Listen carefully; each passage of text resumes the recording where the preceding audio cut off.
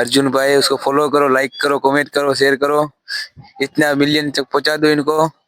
तो मित्रों તમારે જો દરિયા કિનારે જે બીચની અંદર જો તમે અંદર સુધી જાઓ ચંપલ પહેરીને જાઓ તો કઈ વાંધો નહીં, પણ ચંપલ કાઢીને જાઓ તો થોડું દૂર મૂકજો, કેમ કે ચંપલ તમે જો નજીક મૂકીને જાવશો તો એકદમ જો વધારે પાણી ભરાઈ જશે તો ખેંચીને લઈ જશે. મારા ચંપલ જતા રહ્યા છે એટલે હું તો નવા ચંપલ લઈ આવ્યો છું.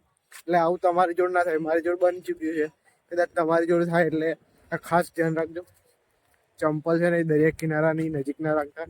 તમે કાઢીને કદાચ ફરવા જાઓ ચંપલની અંદર પૂરું રેતીને ભરાઈ જાય એટલે કદાચ દૂર મૂકી દેજો, ખાસ દૂર મૂકજો, કેમ કે કદાચ વધારે પાણી આવી જાય તો ખેંચીને લઈ જાય છે. અને બીજી વાત કે આજે સનસેટ પોઈન્ટ જોઈને જશું એટલે સાંજે 4-5 વાગ્યા સુધી રોકાઈશ.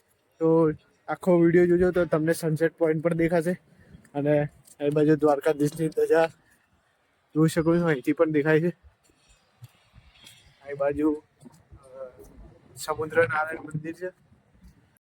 મિત્રો અંદર તમે જાઓ તો થોડું સાચવીને જજો, કેમ કે લીલ વાળો રસ્તો છે, અંદર લીલ પણ વરેલી છે અને રેતી છે, એટલે ખાસ સાચવીને જજો.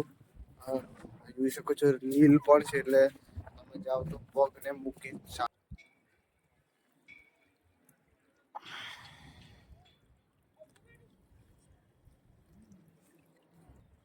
આ બધું મિત્રો આ જે તમને પણ દેખાય છે આ બધું સવારે તો દરિયાની અંદર સમાઈને રહી છે એટલે પાણી ભરેલું હોય છે, પણ અત્યારે સાંજનો ટાઈમ છે, 4-4:30 જેવું ટાઈમ થયો છે અને આ બધું પાણી એકદમ ઓછું થઈ ગયું છે. એટલે આ જે દરિયા કિનારા અંદરનો નજારો કંઈક આવો દેખાય છે મિત્રો.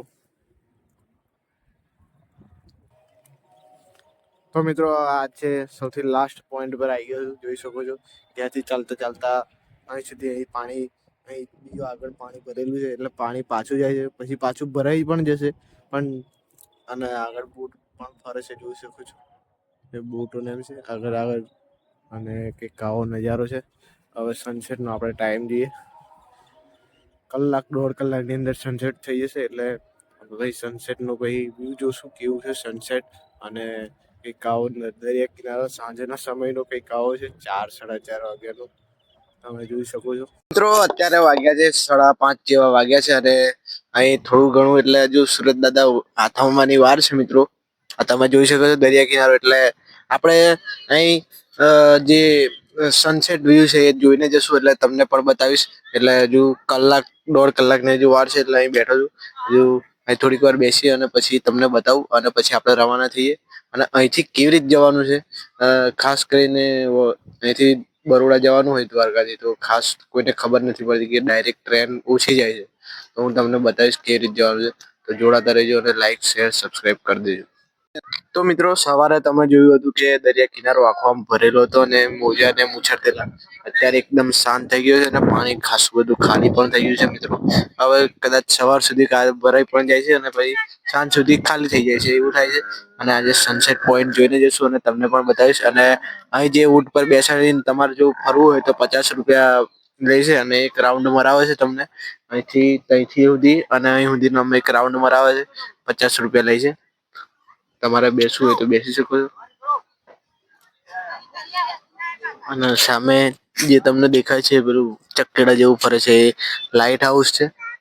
અને અહીં બાજુ તમને જે મંદિર દેખાય છે એ સમુદ્ર નારાયણ મંદિર છે.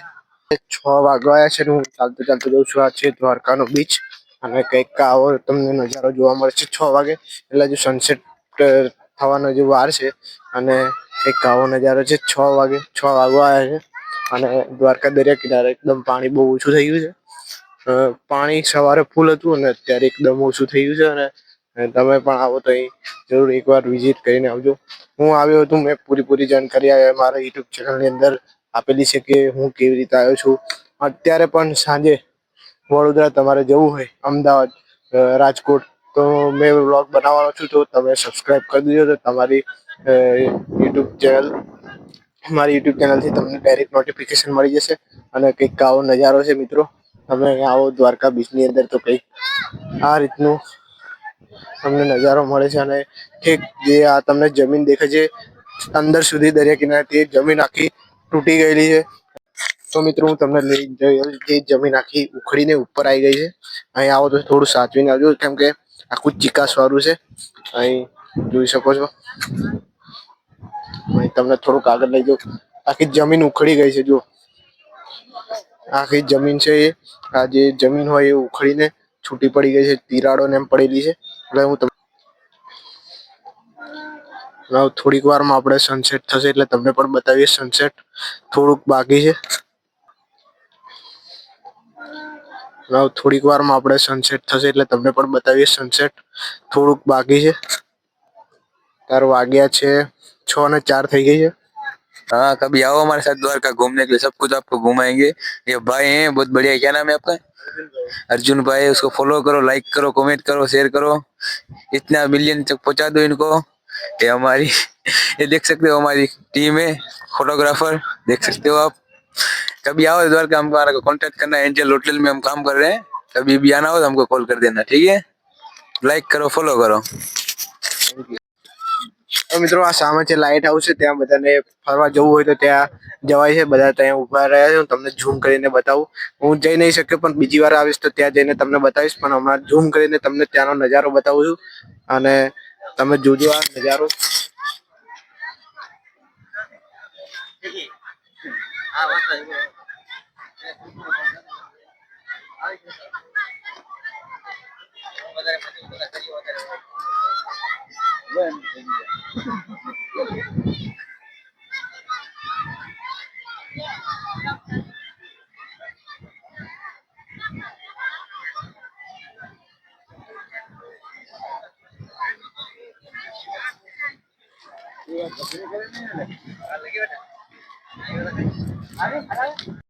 તો મિત્રો હવે ધીરે ધીરે પાણી વધવા લાગ્યું છે.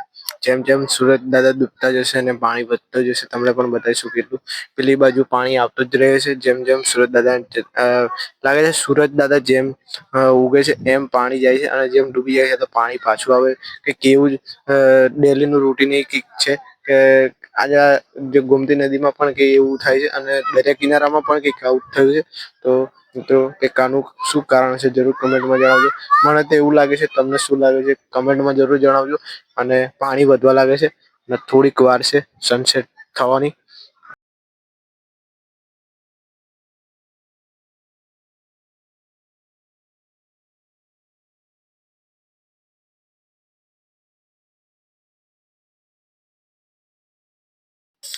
તો મિત્રો ફાઇનલી આપણો સનસેટ થઈ ગયો છે. 6:30 વાગે જોઈ શકો છો તમે.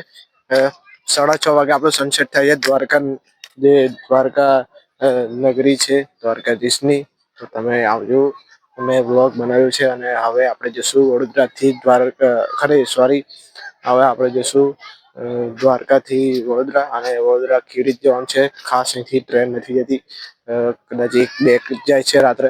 અહીં પણ મોડા જાય છે, કાં તો એના માટે સ્પેશિયલ વિડીયો બનાવશું. 2 ટ્રેન બદલીને જવાનું છે. તો મિત્રો લાઈક, શેર, સબસ્ક્રાઈબ કરી દેજો. અને આ દ્વારકાધીશ જે દ્વારકા બીચ છે એનો તમે નજારો જોઈ શકો છો. હવે સુરત દાદા આથમી જવાના છે, અને પાણી છે એ ધીરે ધીરે વધતું જાય છે. સવાર સુધી ફૂલ થઈ જશે, પાછું બપોરથી પાછું ઓછું થતું રાતે ખાલી થઈ જાય છે. સાંજે પછી સુરત દાદા આથમી જાય છે, પછી પાછું ભરાઈ જાય છે. તો લાઈક, શેર ને સબસ્ક્રાઈબ કરી દેજો, અને આપણે મળીએ છીએ હવે બીજા બ્લોગની અંદર. બાકી જય દ્વારકાધીશ.